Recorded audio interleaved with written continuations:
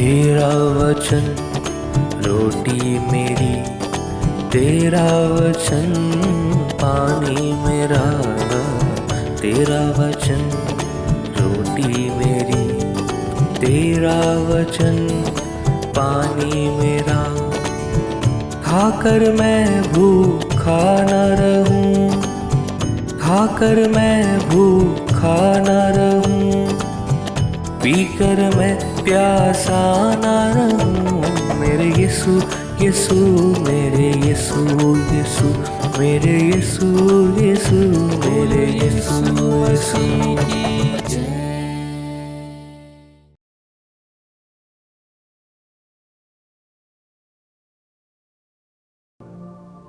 Praise the Lord, hallelujah.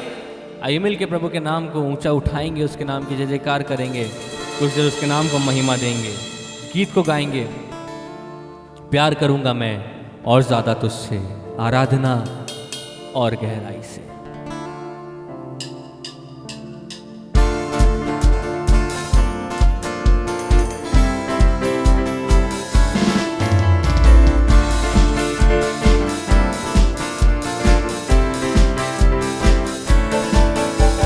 प्यार करूंगा मैं और ज़्यादा तुझसे, प्यार करूंगा मैं और ज़्यादा तुझसे, आराधना और गहराई से, आराधना और गहराई से, पूरे पूरे मन से आराधना, पूरे बल से प्रेम भी करूं, पूरे मन से आराधना, पूरे बल से प्रेम भी करूं। आराधना आराधना गाएंगे, आराधना आराधना, हो आराधना आराधना, आराधना आराधना।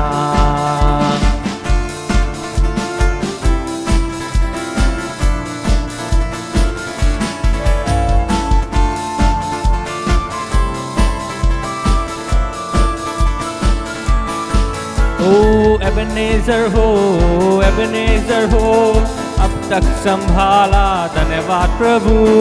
एबेनेज़र हो, एबेनेज़र हो, अब तक संभाला, धन्यवाद प्रभु। पूरे पूरे मन से आराधना गाइए, पूरे मन से प्रेम भी करूं, पूरे मन से आराधना, पूरे बल से प्रेम भी करूं। आराधना आराधना, आराधना आराधना, यीशु राजा आराधना आराधना, आराधना आराधना।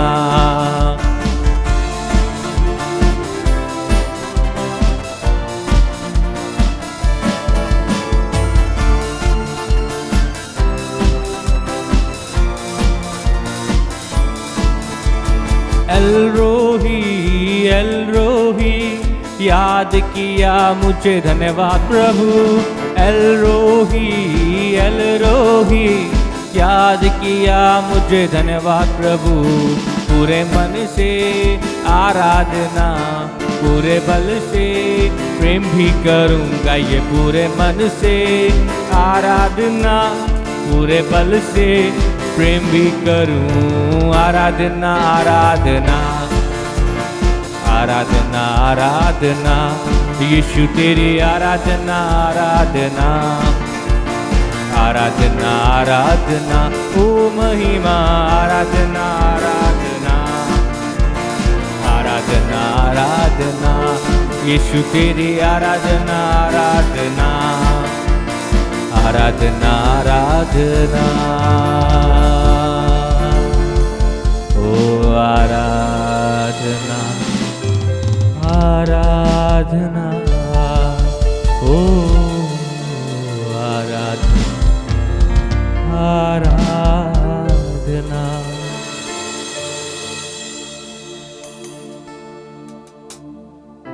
पूरे दिल से, पूरे बल से तेरी आराधना। तू सर्वशक्तिमान, वायदों का सच्चा पूरा करने वाला प्रभु है खुदा। ना छोड़ता है, ना त्यागता है। कभी ऊँगता नहीं, सदा जागता है वो। कभी ऊँगता नहीं, सदा जागता है वो। गिरने वालों को हरदम संभालता है वो। गिरने वालों को हरदम संभालता है वो।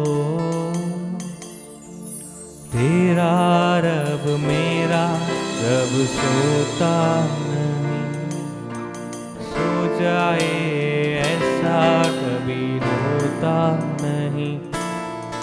तेरा रब मेरा रब सोता नहीं, सो जाए ऐसा कभी होता।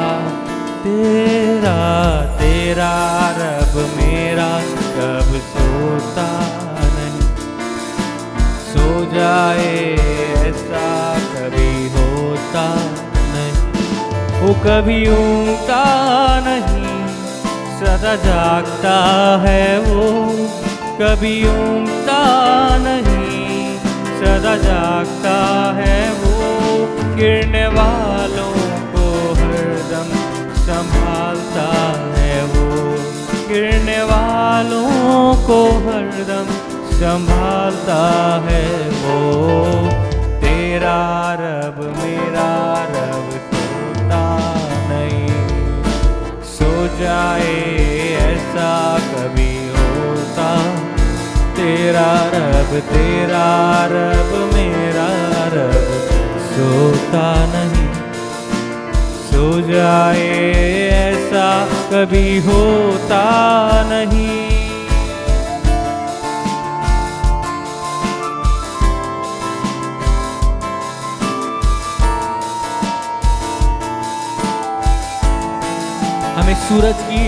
हमें सूरज की गर्मी जलाती नहीं।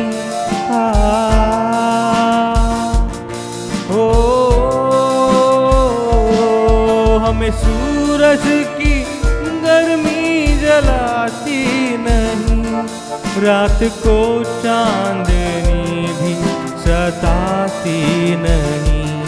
रात को चांदनी भी सताती नहीं। तेरा रब मेरा रब सोता नहीं, सो जाए ऐसा कभी होता नहीं। तेरा रब मेरा रब सोता नहीं, सो जाए ऐसा कभी होता नहीं।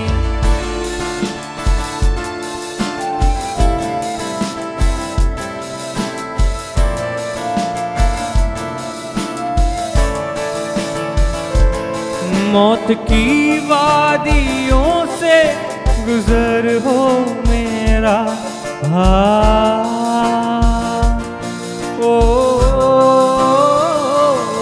मौत की वादियों से गुजर हो मेरा। अलमसीह नाज़री होगा रहबर मेरा। अलमसीह नाज़री होगा रहबर मेरा। तेरा रब मेरा रब सोता नहीं, सो जाए ऐसा कभी होता। तेरा रब मेरा रब सोता, सो जाए ऐसा कभी होता नहीं। तेरा रब मेरा रब सोता नहीं, सोता है ऐसा कभी होता नहीं। कभी ऊँगता नहीं, सदा जागता है वो। कभी ऊँगता नहीं, सदा जागता है वो। गिरने वालों को हरदम संभालता है वो, गिरने वालों को हरदम संभालता है वो। तेरा रब मेरा रब सोता नहीं, सो जाए ऐसा कभी होता नहीं। तेरा रब मेरा रब सोता नहीं, सो जाए ऐसा कभी होता नहीं।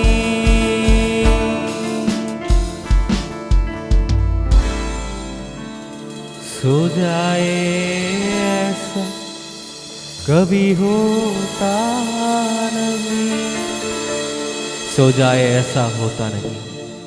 ऐसा महान प्रभु है प्रियो, कभी ऊँगता नहीं, सदा जागता है। आइए ऐसे महान प्रभु की जिसकी हमने आराधना करी है, उसके जीवित कलाम को हम सुने। प्रभु के दास को सामने आमंत्रित करूंगा कि वो प्रभु के वचन को हमारे सामने बांटे।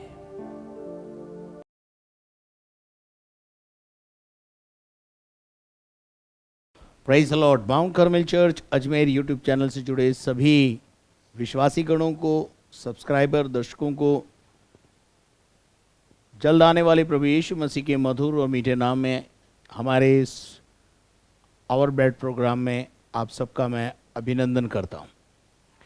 आशा करता हूं आप सब अच्छे होंगे और हम परमेश्वर के वचन की ओर चलेंगे। और आज परमेश्वर के वचन में से हम पढ़ेंगे मत्ती रचित सुसमाचार 27वां अध्याय और उसके पहले पद से लेकर के 5 पद तक। जब भोर हुई तो सब प्रधान याजकों और लोगों के पुरनियों ने यीशु को मार डालने की सम्मति की। उन्होंने उसे बांधा और ले जाकर पिलातुस हाकिम के हाथ में सौंप दिया। जब उसके पकड़ाने वाले यहूदा ने देखा कि वह दोषी ठहराया गया है तो वह पछताया और वे 30 चांदी के सिक्के प्रधान याजकों और पुरनियों के पास फेर लाया और कहा, मैंने निर्दोष को घात करने के लिए पकड़वा कर पाप किया है। उन्होंने कहा, हम क्या, तू ही जान। तब वह उन सिक्कों को मंदिर में फेंक कर चला गया और जाकर अपने आप को फांसी दी। मेरे अजीजों, इस समय हम परमेश्वर के वचन में से उस भाग को देखने जा रहे हैं जहाँ यीशु मसीह की सफरिंग यानी क्रूस की यात्रा शुरू हुई है। कुछ देर पहले यीशु मसीह को पकड़ लिया गया है और पकड़ाने वाला यहूदा इस्करियोती है। और यहाँ पर लिखा है, जब भोर हुई तब महायाजक और लोगों ने पुरनियों ने यीशु को मार डालने की सम्मति की। यानी सब के सब एक बात पर सहमत हो गए और उसे मार डालने के लिए एक मन हो गए। और मेरे अजीज़ों, यहाँ लिखा है, तब उन्होंने उसे बांधा। मेरे अजीज़ों, किसी व्यक्ति को बांधा जब जाता है जब वो किसी बात का विरोध करता है। लेकिन यीशु मसीह एक ऐसा व्यक्तित्व है, यीशु मसीह अपने देह के दिनों में इस बात को कहा भी, कोई मेरा प्राण मुझसे छीन नहीं सकता, परंतु मैं अपना प्राण स्वेच्छा से अपने लोगों के उद्धार के लिए दे रहा हूं। यीशु मसीह जब पकड़ने आए तो कोई विरोध नहीं किया और बांधने की कोई ज़रूरत नहीं थी, परंतु बांधा इसलिए गया कि ये जो शास्त्री महायाजक याजक थे, इनके दिल में शायद इस बात का खुटका था, संदेह था कि कहीं ऐसा ना हो कि ये विरोध शुरू कर दे, बगावत शुरू कर दे। मेरे अजीज़ों, यीशु मसीह को बांधने की ज़रूरत नहीं थी, क्योंकि यीशु मसीह कोई अपराधी नहीं था और ना ही अब तक कोई अपराध उस पर साबित हुआ था, परंतु फिर भी लोगों ने उसे अपराधी की नहीं बांध दिया ताकि वो अपराधियों की गिनती में गिना जाए। मेरे अजीज़ों, यहाँ पर उसके बाद हम देखते हैं कि ले जाकर उसे पिलातुस हाकिम के, जो उन दिनों में उनका हाकिम था, अधिकारी था सबसे बड़ा, उसके हाथ में ले जाकर सौंप दिया। यहां पर एक यहां तक की जो घटना है वो आप सबको समझ में आती है, लेकिन जो तीसरा पद है उसमें यहूदा इस्करियोती का चरित्र, यहूदा इस्करियोती से जुड़ी कुछ बातें आपके साथ शेयर करूंगा।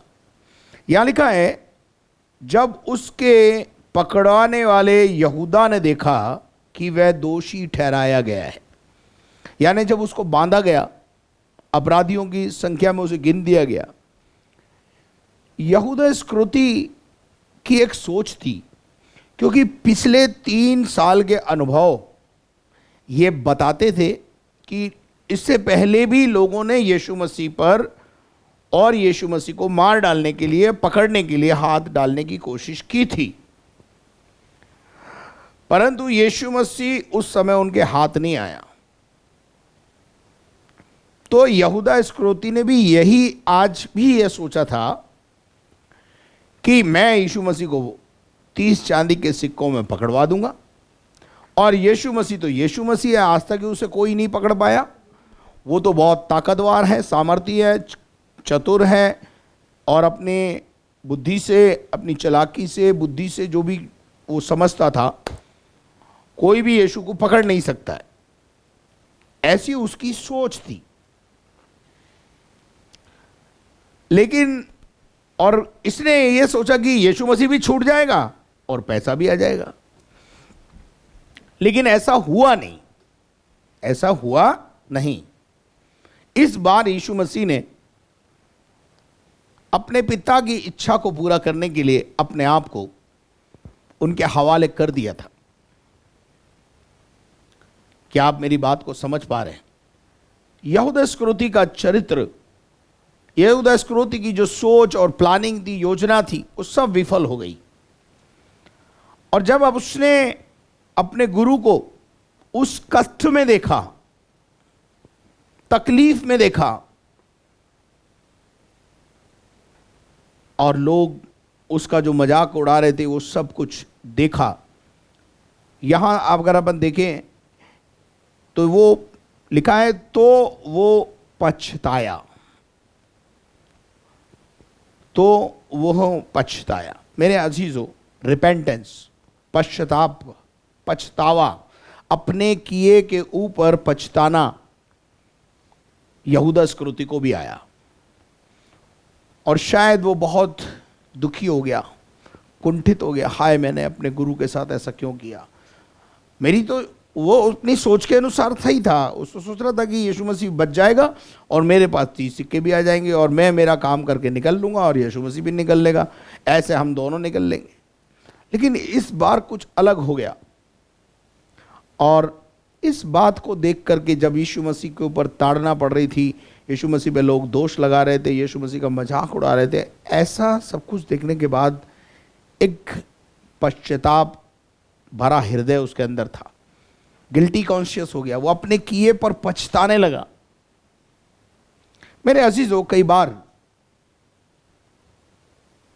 मनुष्य जाति के अंदर, मनुष्य जाति को बहुत कुछ आता है, यहां तक कि मनुष्य ने इतनी खोज की है कि वो चंद्रमा पर पहुंच गया, मंगल ग्रह पर पहुंच गया, वहां प्लॉट काट रहा है और वहां रहने का स्थान बना रहा है, योजनाएं बना रहा है। बहुत कुछ आता है मनुष्य को, पर एक काम है जो नहीं आता है, और वो है सही पश्चाताप। खाना बनाना बहुत अच्छा आता है, नाचना बहुत अच्छा आता है, चांद पे जाना आता है, प्लेन में उड़ना आता है, सारे काम करना जानता है, पर जब बात आती है पश्चाताप की, तो सही पश्चाताप करना मनुष्य को नहीं आता है। अब पश्चाताप क्या है और सही पश्चाताप क्या है, इसके अंदर क्या डिफरेंस है, इसको समझना होगा। प्रिय लोगों, जब कोई मनुष्य अपराध करता है या पाप करता है या गलती करता है, तो वो दो लोगों के विरुद्ध में काम करता है। एक तो लॉ ऑफ गॉड तोड़ता है, परमेश्वर की आज्ञा को तोड़ता है। तो इसका मतलब क्या है, वो परमेश्वर का भी अपराधी हो गया। दूसरा, वो जिस व्यक्ति के विरोध में काम कर रहा है उस व्यक्ति का भी अपराधी हो गया। अब जब पश्चाताप का समय आता है तो कई बार हम परमेश्वर से तो माफी मांगने के लिए तैयार होते हैं, परंतु सामने वाले से माफी मांगने को तैयार नहीं होते। राइट रिपेंटेंस के लिए एक सही शिक्षा मिलना बहुत जरूरी है। और आज मैं आपको बताना चाहता हूं, पतरस के जीवन में भी बहुत उतार चढ़ाव थे, पर जो पतरस, बाइबल बताती है, मुर्गे को बांग देने के बाद जब पतरस को यह याद आया कि जो कुछ मैंने किया है वो गलत हो गया है, और पतरस वहां पर रोया, जार जार रोया वो। अब यहूदा इस्करियोती भी एक चरित्र है, पतरस भी एक चरित्र है, दोनों में बहुत अंतर है। अब हम देखते हैं यहां पर कि यहूदा इस्करियोती के अंदर पश्चाताप की आत्मा आ गई। वो दुखी तो हुआ अपने किए पर, अपनी गलती पर। कई बार हमारे जीवन में ऐसा होता है, हम कई बार अपने भाइयों के विरोध में बोल देते हैं, अपने माँ बाप के विरोध में बोल देते हैं, अपने पास्टर के विरोध में बोल देते हैं, जिसके मर्जी आए विरोध में बोल देते हैं। फिर बाद में हमें दुख तो होता है कि यार हमें पास्टर को ऐसा नहीं बोलना चाहिए, हमें अपने पापा को ऐसा नहीं बोलना चाहिए, हमें अपनी मम्मी के साथ ऐसा व्यवहार नहीं करना चाहिए। दुख तो होता है अंदर। लेकिन क्या आप कभी दुखी होकर पश्चाताप करके आप अपने माँ बाप के पास गए और आपने अपने माँ बाप से कहा क्या कि भाई हाँ पापा मेरे से गलती हो गई, आप मुझे माफ़ कर दो, मम्मी मुझे माफ़ कर दो? आपको वहाँ तक कौन नहीं जाने देता? वो है आपकी आई, आपकी नाक। आपको पता है मैंने गलती की है, आपको पता है कि मैंने अगर किसी का विरोध किया है तो मैंने गलती की है और उसी का परिणाम मैं भुगत रहा हूँ, सज़ा भुगत रहा हूँ, मेरे को नींद नहीं आ रही है, गिल्टी कॉन्शियस हो रहा हूँ, दुखी हो रहा हूँ और मेरे काम नहीं बन रहे हैं। सब कुछ आपको पता चल गया है कि आप इस वजह से आगे नहीं बढ़ पा रहे हैं। लेकिन आपकी जो आई है, आपका जो नाक है, और यूं कहूं अगर ज्ञान की कमी है, नासमझी है, वो आपको एक राइट रिपेंटेंस की ओर नहीं बढ़ने देती। राइट रिपेंटेंस क्या है? ये व्यक्ति जब पश्चाताप जीवन में आया तो इसे जाना कहां चाहिए था और गया कहां?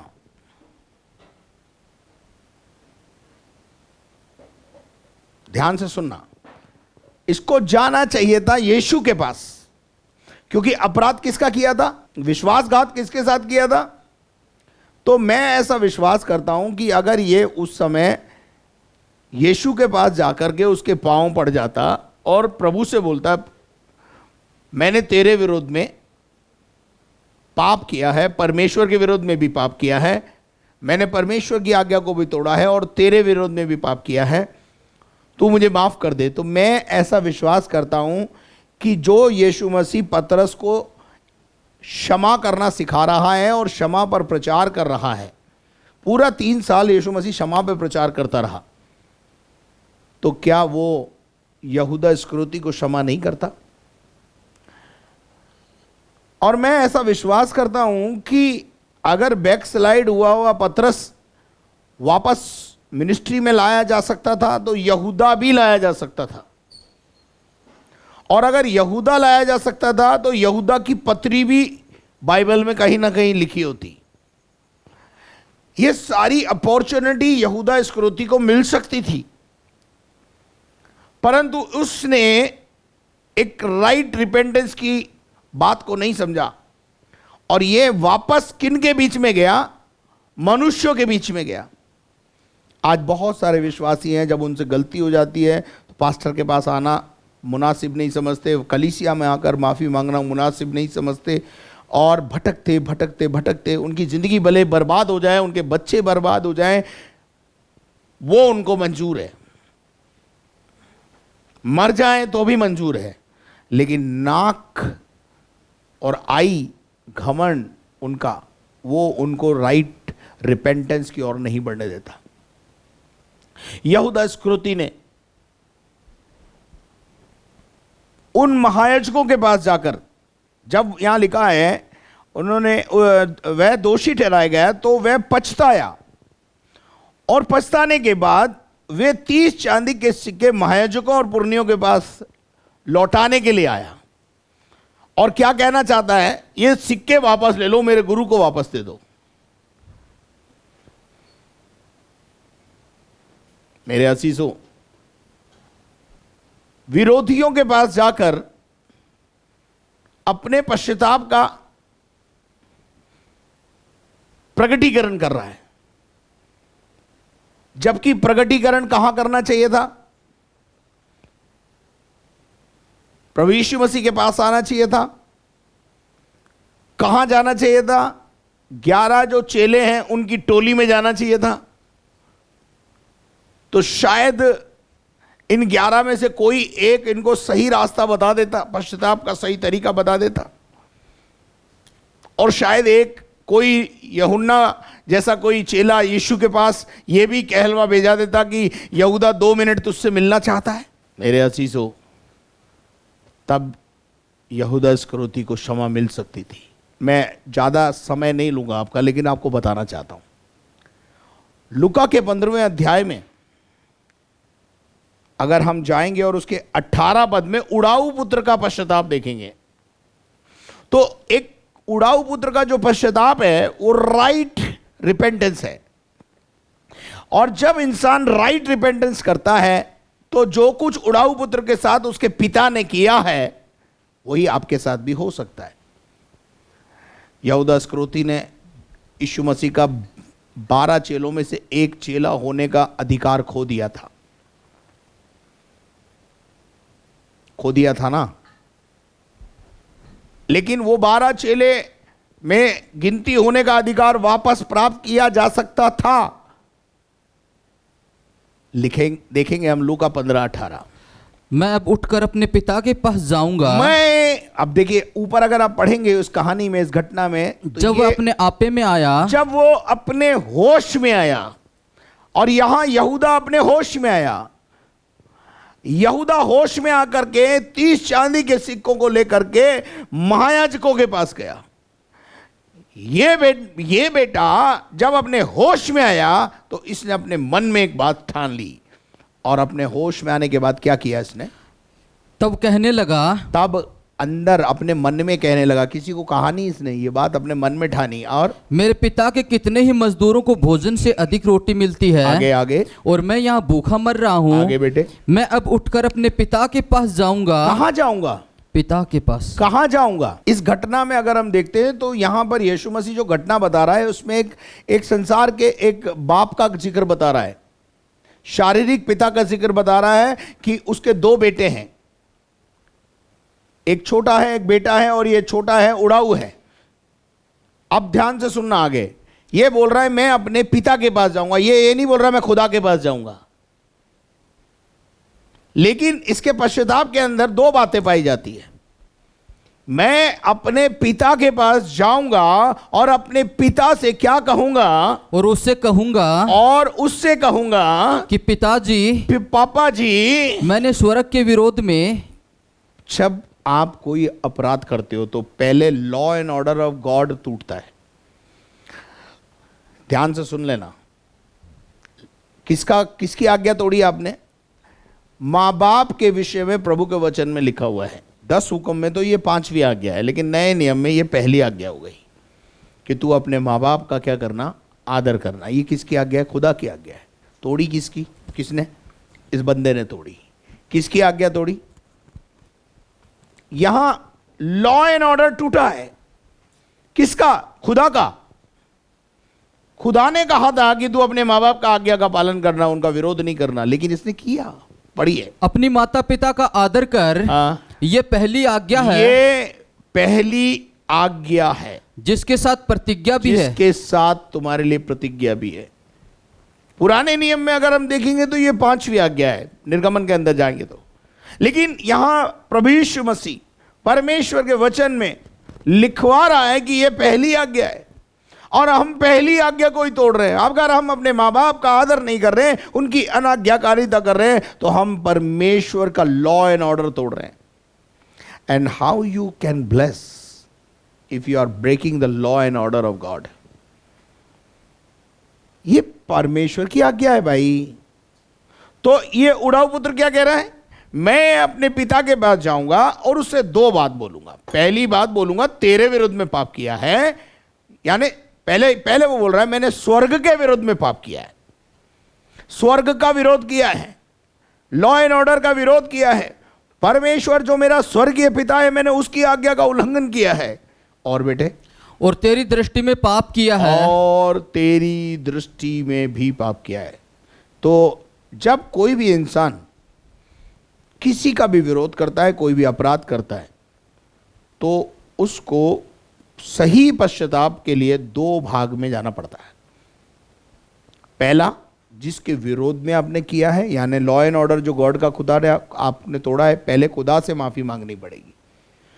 खुदा से माफी मांगने के बाद खुदा के बंदे के पास भी आकर आपको माफी मांगनी पड़ेगी, या उस माँ बाप से माफी मांगनी पड़ेगी, या उस व्यक्ति से माफी मांगनी पड़ेगी जिसका आपने दिल दुखाया है, जो आपकी वजह से खेदित हुआ है। क्या आप मेरी बात को समझ रहे हैं? यहां जो यहूदा का पश्चाताप दिख रहा है ना, वो एक तरफा दिख रहा है, मन में पश्चाताप है। अब बहुत से लोग बोलते हैं हम तो बहुत दुखी हैं, तो दुखी तो हैं, लेकिन हम करें क्या? भाई, दुखी हो तो पास्टर के पास जाओ, पापा के पास जाओ, मम्मी के पास जाओ, जिसका अपराध किया उसके पास जाओ। तेरा भाई अगर तुझसे नाराज है, तो यीशु मसीह ने यह बोला, तेरे भाई के मन में तेरे प्रति कोई विरोध है तो तू पहले जाकर उससे सुलह कर, उसके साथ समझौता कर, फिर आके आराधना कर, तब तेरी आराधना स्वीकार की जाएगी। हमारे अंदर ये बातें नहीं पाई जाती है, और यहूदा में भी ये बातें नहीं पाई जाती है। रिजल्ट सुनना, यहां उड़ाऊ पुत्र बोलता है मैंने स्वर्ग के परमेश्वर के विरुद्ध में पाप किया है, और उसके बाद वो बोलता है मैंने तेरे विरुद्ध में भी पाप किया है, और हो सके तो तू मुझे माफ कर दे। यहूदा इस्करियोती भी अगर इस राइट वे में जाकर माफी मांगता, तो मैं सोचता हूं कि जैसे उड़ाऊ पुत्र के जीवन में कार्य हुआ, उड़ाऊ पुत्र के जीवन में क्या हुआ? पिता ने उसे नहलाया धुलाया, बकरा जो भी मेमना उसके लिए बलिदान किया, और उसके बाद जो है और जश्न मनाया गया, और वो खोया हुआ अधिकार, अंगूठी वापस पहनाने का मतलब है वो खोया हुआ अधिकार वापस दे देना। जब खोया हुआ अधिकार वापस मिल गया, तो वो परमेश्वर का बेटा और बेटी वापस बन गया। उस पिता के घर में नौकर के समान नहीं रखा उसने। अब यहां पर एक राइट रिपेंटेंस यहूदा इस्करियोती का नहीं था। वो 30 चांदी के सिक्कों को लेकर उनके पास गया जिनके पास नहीं जाना चाहिए था। कभी अच्छा, एक और काम किया जा सकता था यहूदा इस्करियोती के द्वारा, ये इन 11 चेलों की टोली में वापस जा सकता था, लेकिन वहां जाने को और मुंह दिखाने के लायक भी ये नहीं रहा।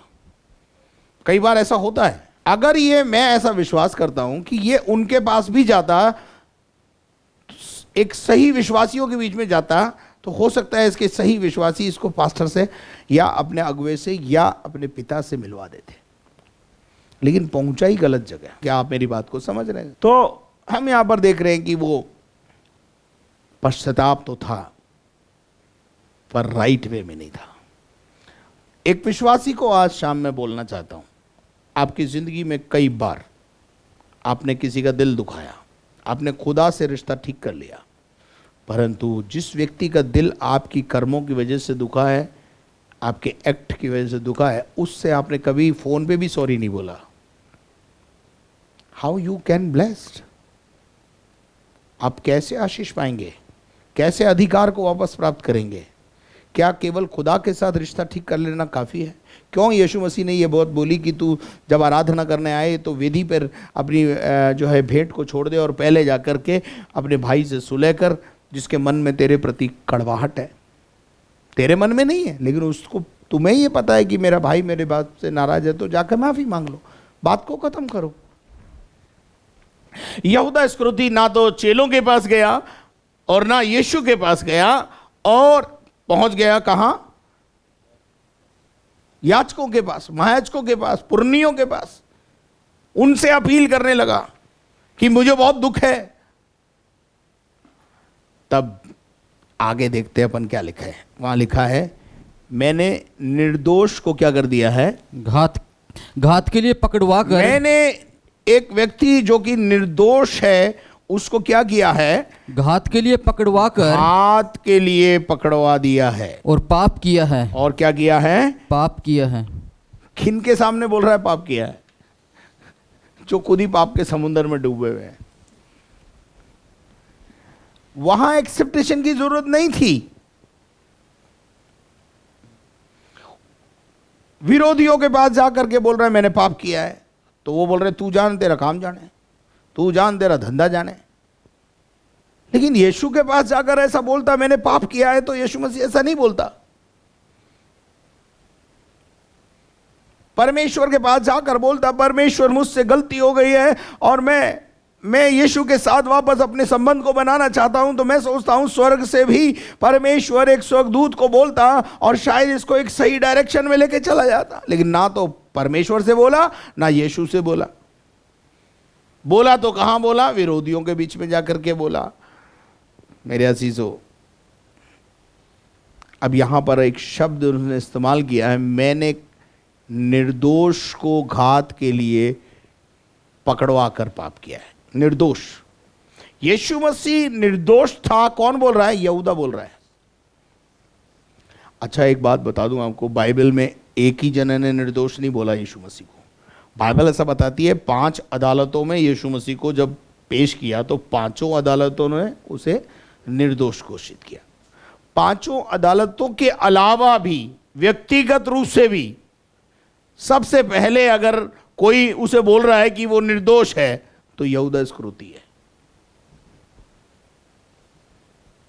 और मैंने विश्वासघात करके उस निर्दोष को तुम्हें पकड़वा दिया है, और ये महापाप है जो मुझसे हो गया है, और तुम इसके लिए क्या करो? यीशु को छोड़ दो।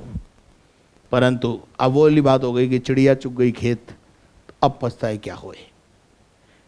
कई बातें ऐसी होती हैं मेरे अजीजों जो पहले बहुत समझना बहुत जरूरी है।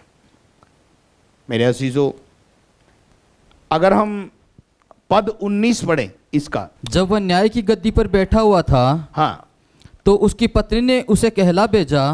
पिलातुस की पत्नी पिलातुस को ये कहला भेज रही है कि तू उस धर्मी के मामले में हाथ न डालना। धर्मी का मतलब he is a righteous man, वो निर्दोष है, उसके मामले में हाथ मत डाल।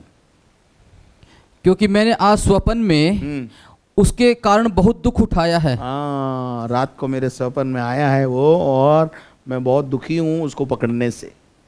वो निर्दोष है। मेरे अजीजों, पद 24 पढ़े।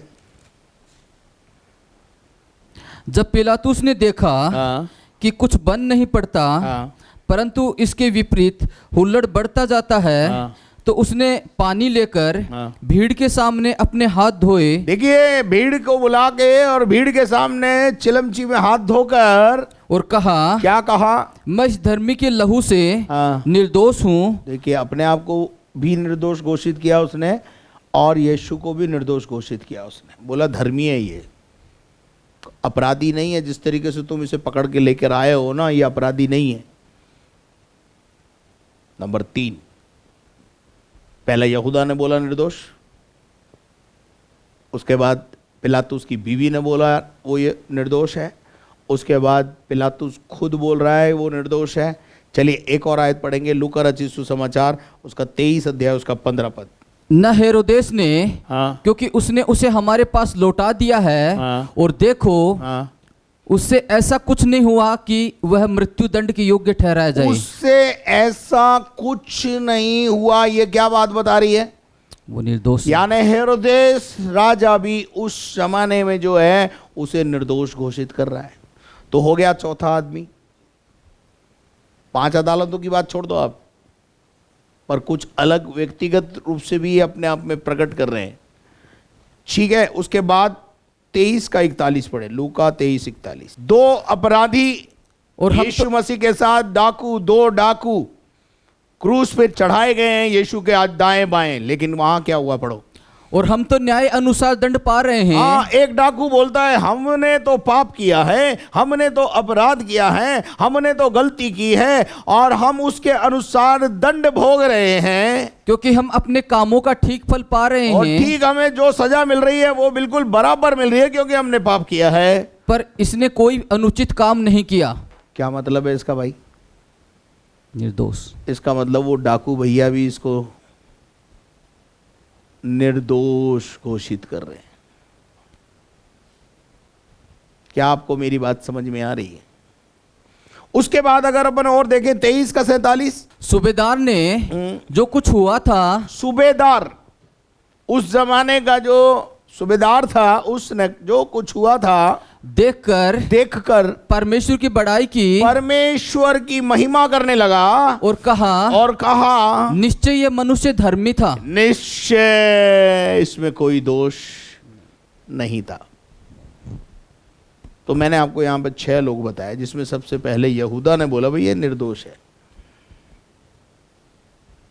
सूबेदार ने जब आंधी और तूफान को देखा, जब सृष्टि हिल गई, उसको सूरज चांद तारे सब हिल गए, जमाना हिल गया, तब उसने बोला सचमुच ये व्यक्ति निर्दोष था और हमने निर्दोष को बलिदान कर दिया।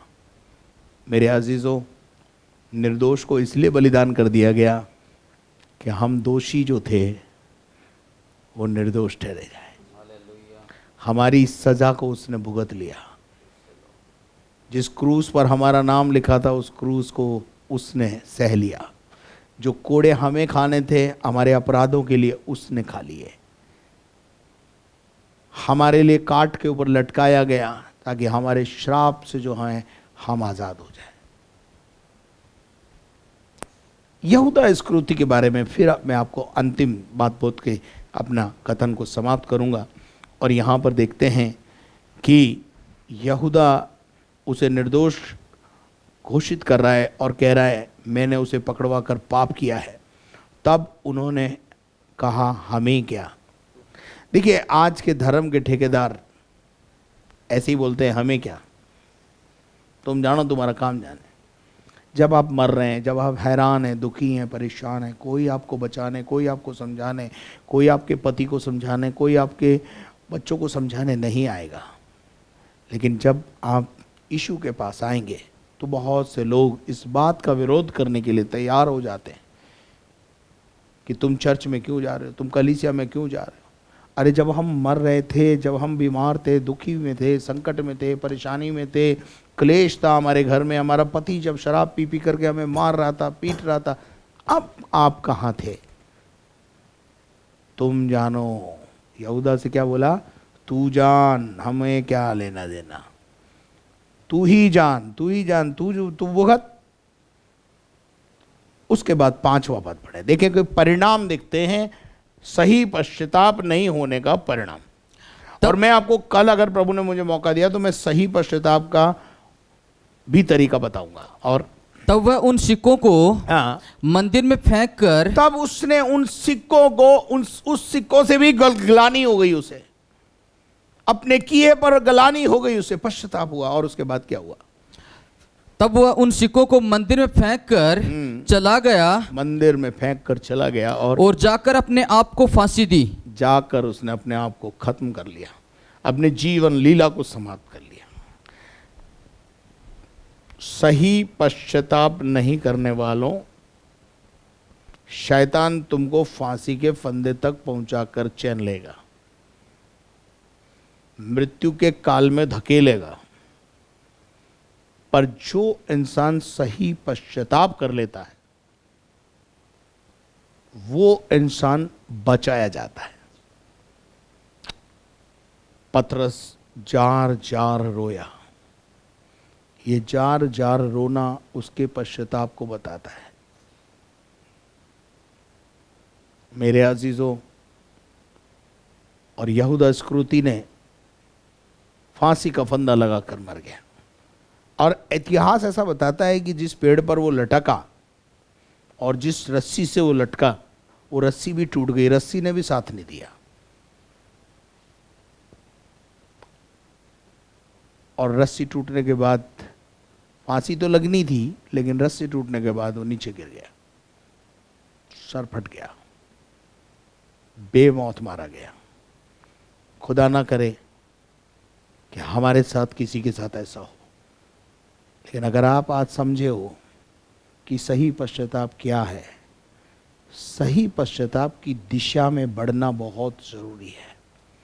अगर आप अपनी बिगड़ी हुई दशा को बनाना चाहते हो, सुधारना चाहते हो, तो बिगड़ी हुई दशा को सुधारने के लिए राइट रिपेंटेंस की ओर बढ़ना जरूरी है।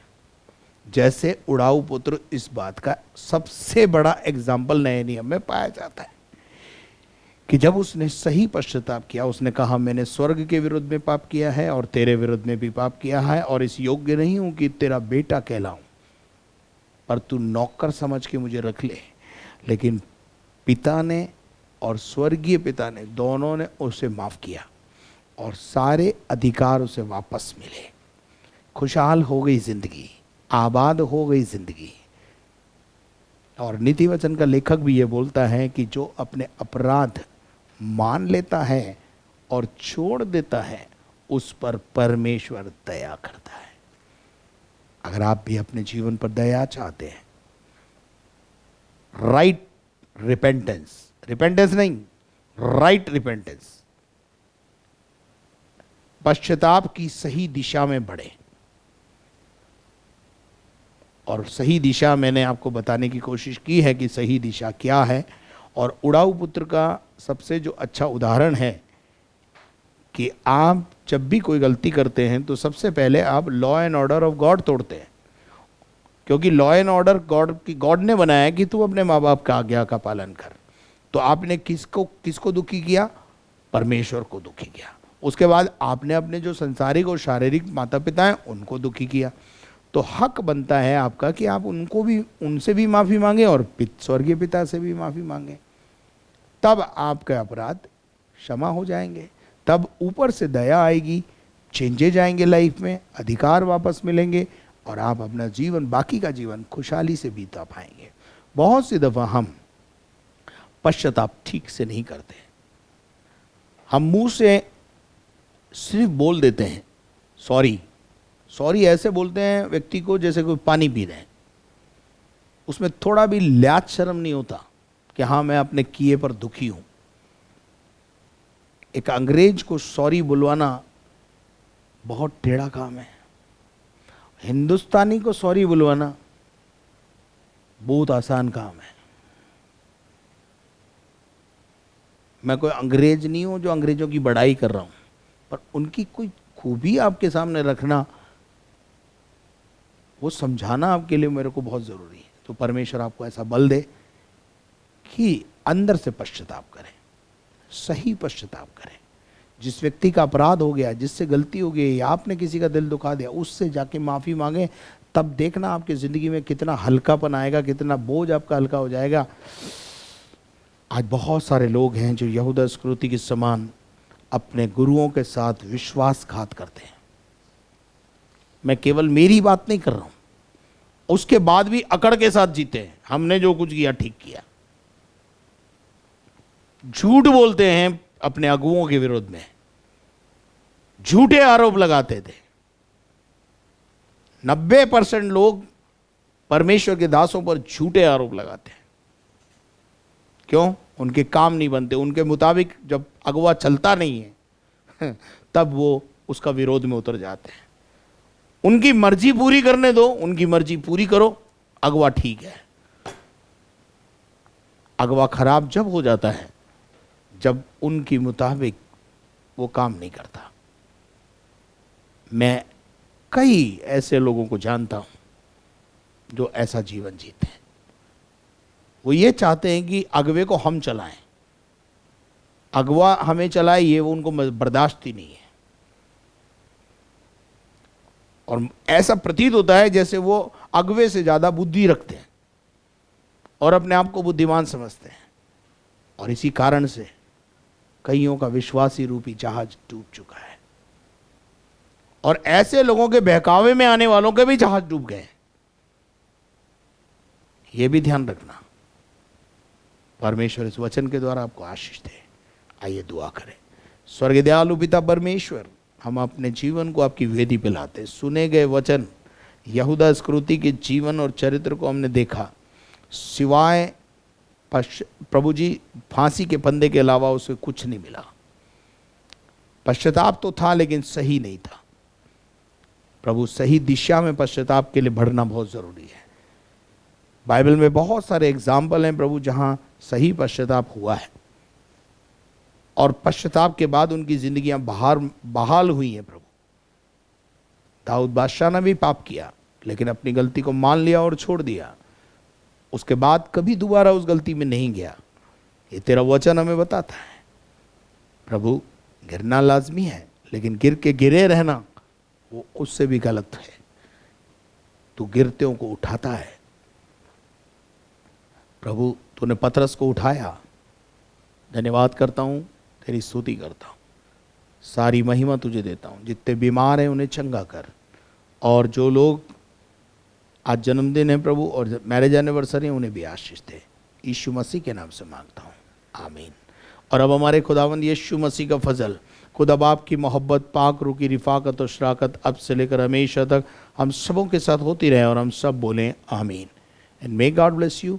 परमेश्वर आपको आशीष दे। यदि आपने हमारे चैनल को सब्सक्राइब नहीं किया है तो आप उसे जल्दी से सब्सक्राइब करें, बेल आइकन को दबाएं, शेयर करें, लाइक करें। प्रश्न आपके उत्तर हमारे।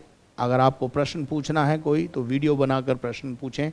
व्हाट्सअप नंबर है 9414003158। प्रार्थना टावर के नंबर स्क्रीन पर हैं, आप उनका इस्तेमाल करें। अगर आप इस चैनल के माध्यम से आशीष पा रहे हैं, हमारे लिए प्रार्थना करें और साथ में बैंक अकाउंट की डिटेल स्क्रीन पर है। Thank you and God bless you.